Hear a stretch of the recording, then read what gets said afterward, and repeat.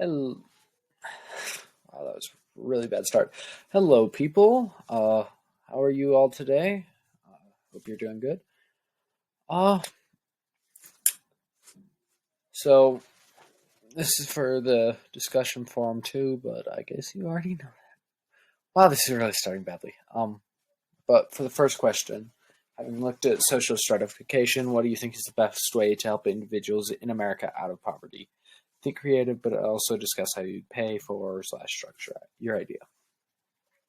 Uh, I honestly have no idea. Uh, but one thing that I know is that handouts will not work. Handouts can be helpful for in times of dire need, yes, but if you just start handing out stuff willy-nilly, uh, no one's gonna want to do anything, be entrepreneurial, or try to make themselves better in order to improve their standards of living. And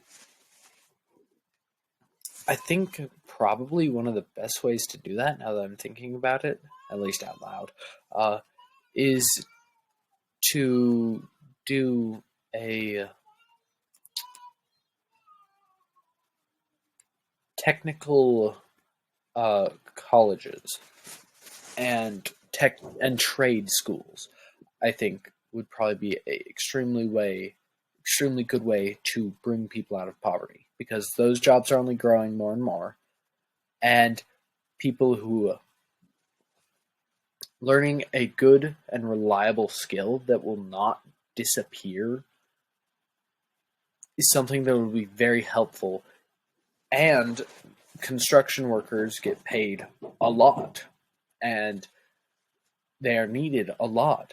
And so that actually might be something very helpful, to do some sort of federal or state thing where the state or federal government says, hey, trade schools, you get this much money to, or like make almost a scholarship for people who want to go to trade colleges or trade school or whatever. But how would I pay for / structure my idea? I think I kind of already explained the structure. I'm not sure how it all would work, but paying for it.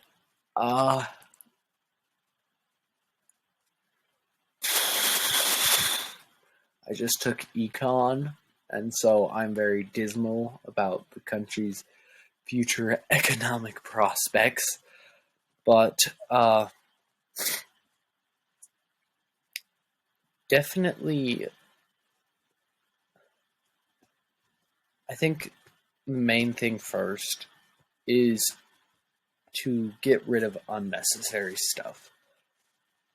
I know some things in government are like completely unnecessary, and some of it got cut, but I'm sure that there's more stuff lurking around.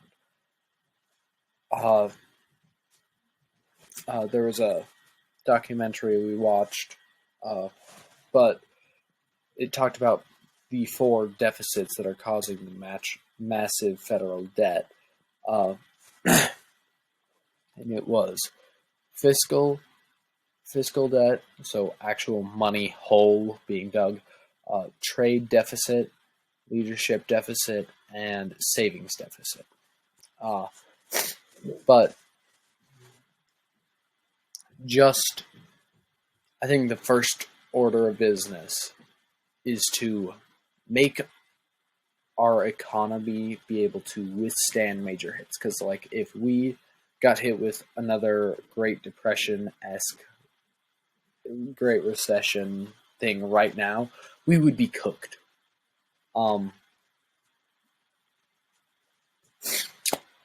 But yeah, not sure how I would pay for it, but I would need to find money from somewhere, and I would probably need to pull it out of my butt. But anyways, so race and racism is an area of discussion for recent years. Policing is often a topic discussed. as well. If you were police chief for a mid-sized city, how would you address concerns about policing? Again, remember to think about funding as well as public perception. In the video, it talked about how police officers were less susceptible to biases based on racial stereotypes. And I think doing tests like that on our own, on my own station, and like releasing that to the public to show them our numbers, and then also just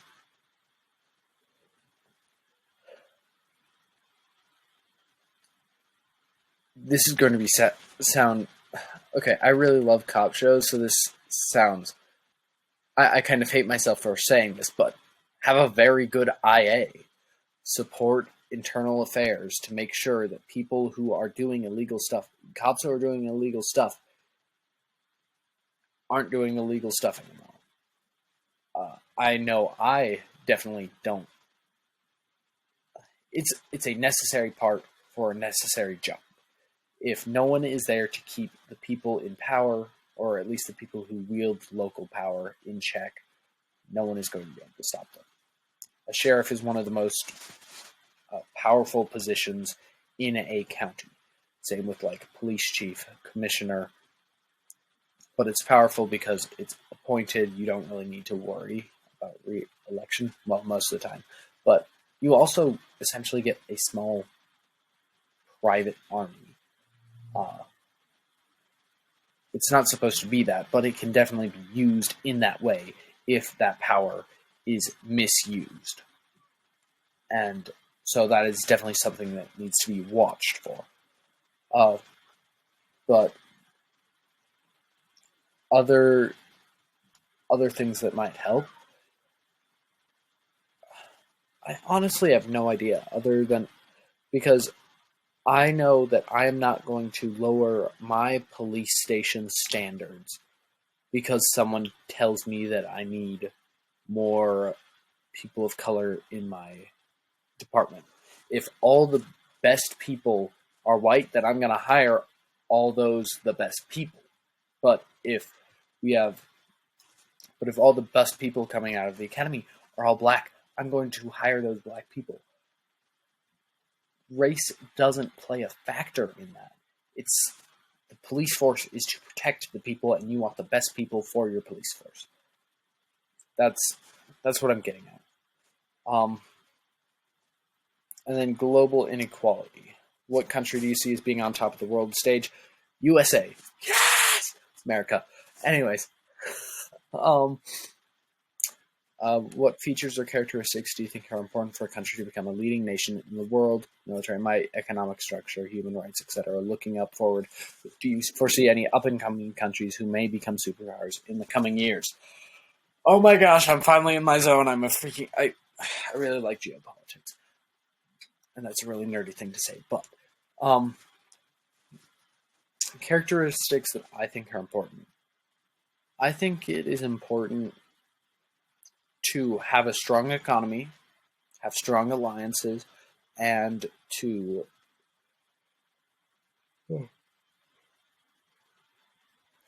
have a strong military. If you have a super weak economy, your people are going to be extremely unhappy, and that is horrible for morale for an army, or just like any economic crisis. Like right now we're having one with gas prices going through the roof. But it's definitely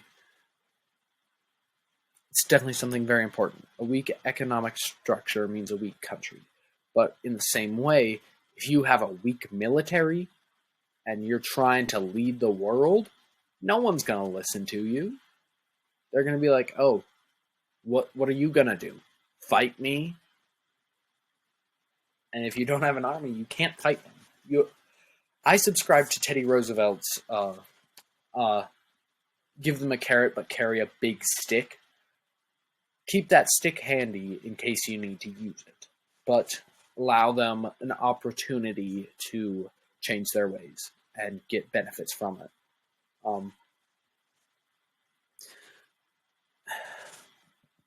Population is extremely important, and also political stability. America's politics is extremely stable. There is a transfer of power that goes from year to year continually, and it works. Yes, there are disagreements, but that's going to happen in any democracy, no matter what. And because that's going to happen in any democracy, that if that happens in your democracy, that means your democracy is working. It means that people are disagreeing. They're using their free speech. They're using their minds to find what they think is right and do that. And so I think that those are some important characteristics. I think so. This is probably a bit of coming out of nowhere, but I think that Nigeria could become a major power to rival countries such as European nations. By 2050, Nigeria will surpass China in population. That is partially because everyone is dirt poor. But big population is good. And then also, one thing that I think would be very important to bring Africa out of poverty is to stop giving them handouts, stop giving foreign aid. Politicians in Africa ride on, I'm going to get rid of all the foreign aid, and then when they get into office and then the foreign aid slows down, they freak out. You need to stop investing in the government and free handouts, and instead you need to invest into their economy to allow their economy to grow. For example, I got this example from a video I saw somewhere, but if in a sub-Saharan African country there is a person who makes mosquito nets, and they are doing okay, and they're making jobs, and they're expanding, and then a ton of free mosquito nets coming from Western countries. What is that going to do for that business? If you have a choice between paying to get something or having it for free, which one are you going to take? You're going to take the free thing. And because people stop buying stuff from that company or business, then that means that the profits stay in the home, but it means that money is not being transferred. And then that company, no money is going to the company, so they can't pay their employees, so they have to let people off. And then that makes more people unemployed, and more people unemployed means that more people will be relying on the government or just be dirt poor. And that is not good.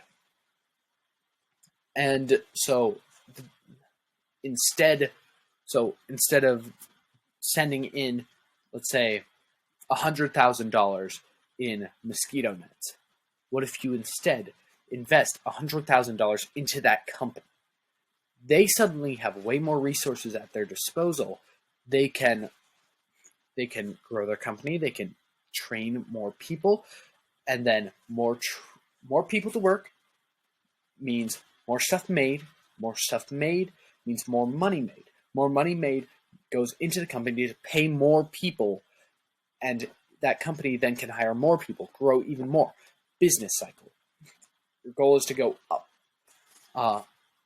So instead of just giving handouts, you want to invest into the thing that you want to grow, such as like the oil business. The oil business in Africa is doing extremely well. Why? Because they have big oil reserves and people are investing in those oil reserves.